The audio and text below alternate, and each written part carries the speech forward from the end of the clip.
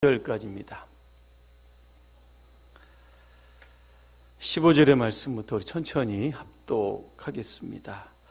이로 말미암아 주 예수 안에서 너희 믿음과 모든 성도를 향한 사랑을 나도 듣고 내가 기도할 때에 기억하며 너희로 말미암아 감사하기를 그치지 아니하고 우리 주 예수 그리스도의 하나님 영광의 아버지께서 지혜와 계시의 영을 너희에게 주사 하나님을 알게 하시고 너희 마음의 눈을 밝히사 그의 부르심의 소망이 무엇이며 성도 안에서 그 기업의 영광의 풍성함이 무엇이며 그의 힘의 위력으로 역사하심을 따라 믿는 우리에게 베푸신 능력의 지극히 크심이 어떠한 것을 너희로 알게 하시기를 구하노라. 그의 능력이 그리스도 안에서 역사하사 죽은 자들 가운데서 다시 살리시고 하늘에서 자기의 오른편에 앉으사 모든 통치와 권세와 능력과 주관과 이 세상뿐 아니라 오는 세상에 일컫는 모든 이름 위에 뛰어나게 하시고 또 만물을 그의 발 아래에 복종하게 하시고 그를 만물 위에 교회의 머리로 삼으셨느니라. 교회는 그의 몸이니 만물 안에서 만물을 충만하게 하시는 이의 충만함이니라. 아멘. 오늘 바울의 기도라고 하는 주제로 말씀을 드리겠습니다. 저는 매주일 교회에 오시는 분들의 얼굴을 이렇게 쳐다봅니다. 그러면 어떤 분은 모세처럼 얼굴에 광채가 나시는 분이 있습니다. 굉장히 기뻐합니다. 뭘 저렇게 기뻐하실까? 속으로 궁금해할 때도 있습니다. 어떤 분의 얼굴을 보면 굉장히 근심, 걱정, 수심이 가득합니다. 제가 저분을 위해서 해드릴 수 있는 것이 도대체 무엇일까 늘 고민 중에 있다가 그것이 바로 기도다라고 하는 그러한 답을 얻게 되었습니다. 지난 시간 우리는 삼위일체 하나님께서 하늘에 속한 신령한 복을 우리에게 주시기 위해서 어떠한 사역을 하셨는지를 말씀을 드렸습니다. 먼저 성부 하나님은 우리를 창세전에 예정하시고 우리를 택하셨다. 그렇게 말씀을 드렸습니다. 성자 예수님은 우리의 죄를 위하여 십자가에서 죽으시고 우리를 하나님의 자녀가 되게 하셨다. 그렇게 말씀을 드렸습니다. 성령 하나님은 우리가 하나님의 소유임을 인치시고 천국 가는 그날까지 우리와 동행하시겠다고 그렇게 보증하셨다. 그렇게 말씀을 드렸습니다. 오늘 본문은 예배소 교인들을 향한 바울의 기도가 나옵니다. 바울은 어떤 기도를 했을까? 세 가지 말씀을 드립니다. 그 말씀을 드리기 이전에 기도에 있어서 가장 중요한 요소 중에 하나가 여러분 무엇이라고 생각하십니까? 저는 기도의 대상이라고 생각을 합니다. 여러분 기도할 때 하나님을 어떻게 부릅니까? 저는 하나님 아버지 그렇게 부릅니다. 여러분은 어떻게 부르십니까? 예수님도 기도하실 때 아버지 그렇게 불렀습니다. 신약에 보면 이 아버지라고 하는 단어가 약 130번 정도가 나옵니다. 누가복음 22장에 보니까 아버지여 만일 아버지의 뜻이거든 이 잔을 내게서 옮기시옵소서 이렇게 기도합니다. 누가복음 23장 46절입니다. 아버지여 내 영혼을 아버지의 손에 부탁하나이다 그랬습니다.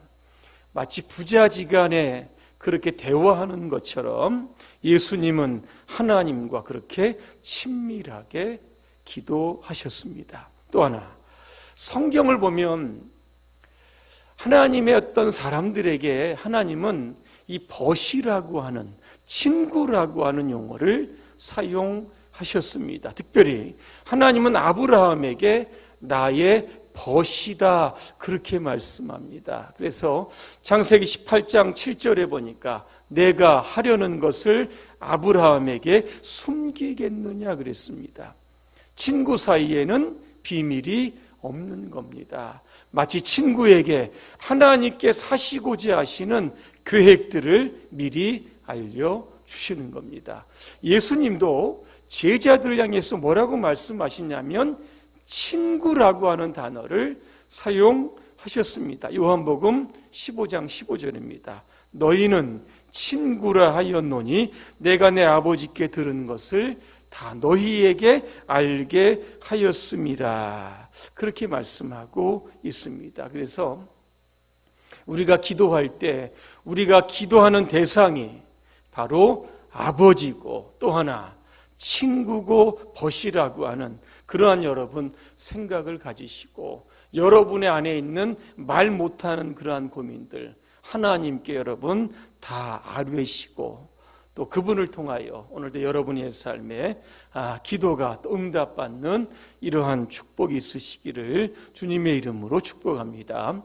자, 그렇다고 하면 바울은 에베소 교회를 위해서 세 가지의 목적을 놓고 기도합니다. 첫째는 어떤 기도냐면 에베소 교인들로 하여금 하나님을 알게 하시기를 기도하고 있습니다. 오늘 17절입니다. 읽어드립니다. 우리 주 예수 그리스도의 하나님 영광의 아버지께서 지혜와 계시의 영을 너희에게 주사 하나님을 알게 하시고, 여기에 보니까 지혜와 계시의 영이 나옵니다. 누굽니까? 성령님을 의미하고 있습니다. 우리가 기도할 때 성령님은 두 가지의 역할을 합니다. 첫 번째로는 지혜를 주십니다. 지혜는 어디서 오는 것일까? 하나님께로부터 오게 되는 겁니다. 그래서 우리가 기도할 때 하나님께 귀를 기울이고 하나님의 음성을 들을 수 있도록 우리로 하여금 집중할 수 있도록 우리를 도와주십니다. 또 하나는 계시입니다. 계시는 하나님 편에서 보여주시고 열어주시는 겁니다. 그래서 성령님께서 우리가 기도할 때 하나님의 마음을 열어주셔서 오늘도 우리로 하여금 하나님의 뜻을 알게 하시는 겁니다. 그래서 기도할 때는 반드시 성령님을 의지해서 우리가 기도해야 하는 이유가 바로 여기에 있는 겁니다. 자, 그러면 하나님을 도대체 우리가 어떻게 알 수 있을까? 두 가지입니다. 하나님은 우리의 여러 가지 만나는 사건들 속에서 하나님을 알 수 있습니다. 제가 욥기 42장 5절의 말씀을 공동 번역으로 한번 읽어드리겠습니다. 당신께서 어떤 분이시라는 것을 소문으로 겨우 들었는데 이제 저는 이 눈으로 당신을 배웠습니다. 그랬습니다. 욥이 하나님을 압니다. 어떻게 합니까? 들어서 아는 거예요. 지식적으로 아는 겁니다. 자, 그런데 욥이 고난 중에 있습니다. 자녀들이 죽습니다. 있는 재산들 다 빼앗깁니다. 아내도 집을 떠납니다. 친구들도 자신을 공격합니다. 그때 그는 경험적으로 하나님을 알게 되었다는 겁니다. 여러분, 질병 가운데서 고침을 받은 사람은 분명하게 하나님을, 어떤 하나님으로 알게 되냐면 여호와 라파, 치료의 하나님으로 분명하게 아는 겁니다. 또 하나, 근심과 걱정 중에 있다가 하나님께서 평안을 주십니다. 그러면 그분은 하나님을 여호와 샬롬, 평강의 하나님으로 분명히 고백할 수 있는 겁니다. 여러분의 삶에 다양한 사건들은 우연히 발생하는 것이 아니라 그것들을 통해서 하나님을 알 수 있는 통로가 되는 겁니다. 또 한 가지, 우리가 하나님을 알 수 있는 방법은 바로 예수님을 통해서입니다. 하나님은 영이십니다. 육신의 눈을 가지고는 볼 수 없습니다. 그러면 어떻게 하나님을 볼 수 있을까? 요한복음 1장 18절에 답이 나옵니다. 제가 읽어드립니다. 본래 하나님을 본 사람이 없으되 아버지 품속에 있는 독생하신 하나님이 나타내셨느니라 그랬습니다. 예수님은 역사 속에 찾아오신 전능하신 하나님입니다. 그래서 우리는 예수님을 통하여 하나님을 알게 되는 겁니다. 그래서 오늘 여러분의 삶 속에서 벌어지는 사건과 사고들을 통하여 또 하나는 예수님을 통하여 우리는 하나님을 알게 되는 겁니다. 자, 두 번째는 바울은 에베소 교인들로 하여금 부르심의 소망이 무엇인지 알게 해달라고 기도합니다. 18절에 보니까 너희 마음의 눈을 밝히사 그의 부르심의 소망이 무엇이며 그랬습니다. 물건들마다 다 만들어진 목적이 있습니다. 여러분이 이 땅에 보내실 때에는 여러분 각자에게 심겨진 하나님의 목적이 있습니다. 이 목적을 발견하면 인생이 흔들리지 않습니다. 그런데 이걸 발견하자면 삶이 무기력해지고 나태해지고 이리저리 문제와 시험 속에서 그의 인생이 흔들릴 수밖에 없는 겁니다. 이 시간 성령께서 여러분의 마음의 눈을 밝히셔서 내가 지금 이 땅에 살아가는 목적과 이유가 무엇인지를 발견해야 하는 겁니다. 성경에 보니까 예수님께서 12제자를 부르십니다. 그 이유가 뭔지 아십니까? 자기와 함께 있게 하시려고. 왜 자기와 함께 있게 하시려고 하실까? 예수님의 사역을 보고 따라하게끔 자기와 함께 있게 하는 겁니다. 그래서 3년 반 동안 제자들을 데리고 다니신 이유가 바로 여기에 있는 겁니다. 또 하나는 전도입니다. 성경에 보니까 예수님은 제자들에게 권능을 주셨다고 했는데 어떤 권능인가 이렇게 봤더니 귀신을 쫓아내는 권능을 주십니다. 그리고 병든 자를 고치는 권능을 주셨던 겁니다. 예수님의 12제자를 보면 학벌, 세상적인 지위를 보면 다 부족하고 모자란 사람들입니다. 그런데 이 12명의 사람들은 하나님의 이 복음의 역사 위에 크게 쓰임받았습니다. 왜 그럴까? 자기를 부르신 주님의 부르심에 대한 이유를 분명히 깨달았기 때문에 그런 겁니다. 오늘 교회를 이 땅에 부르시고 오늘도 저와 여러분들을 이곳에 부르신 이유가 무엇일까? 오늘 기도도 하셨지만 오늘 저와 여러분들을 통해서 교회가 올 한 해 또 2배로 부흥하게 하시는 하나님의 부흥을 경험하시기 위해서 오늘 저와 여러분들을 부르셨다. 오늘도 이렇게 믿으시기를 바랍니다. 세 번째입니다. 바울은 에베소 교인들로 하여금 하나님의 능력이 지극히 크심을 알게 하기를 기도했다 그랬습니다. 오늘 19절에 보니까 그의 힘의 위력으로 나옵니다. 힘이라고 하는 단어를 보니까 이게 두나미 있습니다. 다이너마이트입니다. 하나님의 능력은 다이너마이트와 같은 굉장한 폭발력을 가졌다는 겁니다. 그러면 구체적으로 하나님의 그 위력이 무엇일까? 20절에 보니까 죽은 자를 살리시고 부활케 하시는 능력입니다. 여러분 메뚜기 아시죠? 예전에 메뚜기를 잘 구워서도 먹었습니다. 이게 잘 날지는 못하지만 자기의 키에 200배를 점프할 수 있다고 합니다. 여러분 대단하지 않습니까? 언제 그렇게 점프할 수 있을까? 아무 때나 점프하는 것이 아니라 바람이 불 때 그때 점프한다고 합니다. 바람이 불고 나뭇가지가 흔들리기 시작하면 본능적으로 메뚜기는 내가 이제 점프할 시간이다. 바람에 자기의 몸을 맡기는 겁니다. 그러면 더 멀리 더 높이 날아갈 수가 있다고 합니다. 기도가 무엇일까를 좀 생각해 보았습니다. 기도는 하나님의 능력에 우리의 전부를 맡기는 겁니다. 그러면 하나님의 능력은 나의 능력이 되는 겁니다. 여러분, 간단하지 않습니까? 이스라엘 백성이 출애굽한 이후에 가데스 바나에 도착을 합니다. 모세가 12명의 정탐꾼을 가나안 땅으로 보냅니다.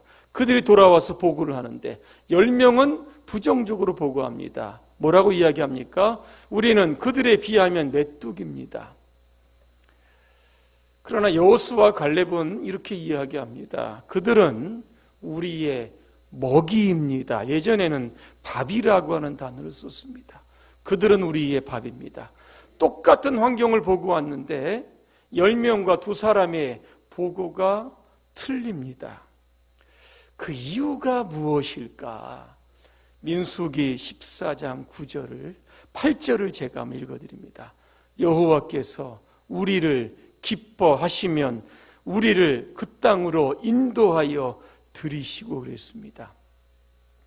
하나님이 저와 여러분들을 언제 기뻐하시겠습니까? 어떻게 하면 하나님이 기뻐하실까? 생각해 본 적 있으십니까? 여러분, 간단합니다. 하나님의 능력을 인정하면 하나님은 기뻐하시는 겁니다. 요즘에 출애굽기 강해를 새벽에 합니다. 모세가 십계명을 받으려고 시내산에 올라갑니다. 40일 동안 모세가 내려오지 않자 백성들이 불안합니다. 그래서 아론을 중심으로 금 귀고리를 다 빼게 해서 금송아지 신상을 만듭니다. 모세가 산 밑으로 내려와 보니까 백성들이 금송아지 신상 앞에서 먹고 마시고 춤추었습니다. 하나님을 송아지로 전락시킨 겁니다. 하나님의 마음이 어땠을까? 여러분, 기쁘겠습니까? 성경에 보니까 내가 이들을 광야에서 진멸하겠다 그랬습니다. 오늘 여러분의 삶에 하나님을 기쁘시게 하는 것은 하나님의 능력을 인정하는 겁니다. 그러면 어떤 일이 발생하게 되는가? 민수기 14장 9절입니다. 그들은 우리의 먹이라. 그들의 보호자는 그들에게서 떠났고 여호와는 우리와 함께 하시느니라. 그들을 두려워하지 말라 그랬습니다. 하나님의 능력을 우리가 인정하면 하나님 우리의 보호자가 되어 주십니다. 우리의 대적들을 우리의 먹잇감으로 하나님께서 바꾸어 주신다는 겁니다. 여호수아와 갈렙, 인간적인 만용을 부린 것이 아니라 그들에는 그들의 배후에 전능하신 하나님이 이렇게 받쳐주고 있기 때문에 여러분 그랬던 겁니다. 살면서 여러분 난관을 만나시면 불평하지 마시길 바랍니다. 그때는 하나님의 능력을 의지할 때입니다. 그 능력을 경험하기 위해서 더 엎드려 기도해야 하는 겁니다. 결론입니다. 윌리엄 템플은 이런 이야기를 합니다. 기도해도 우연한 일들은 일어난다. 그러나 기도하지 않으면 아무 일도 일어나지 않는다. 이번 가을입니다. 가을에는 기도하게 하소서. 이런 시도 있는데 여러분 기도를 통하여 이 가을에 더 큰 하나님의 능력에 접속하시기를 주님의 이름으로 축원합니다. 기도하겠습니다. 은혜로우신 하나님, 기도는 전능하신 하나님의 능력을 공급받는 길임을 믿습니다. 위험하고 고단하고 힘든 세상입니다. 기도를 통하여 새 힘을 얻게 하여 주시고 하나님의 능력을 통하여 이 땅에 승리자의 삶을 살아갈 수 있도록 우리 모두를 축복해 주시옵소서. 예수님의 이름으로 기도합니다. 아멘.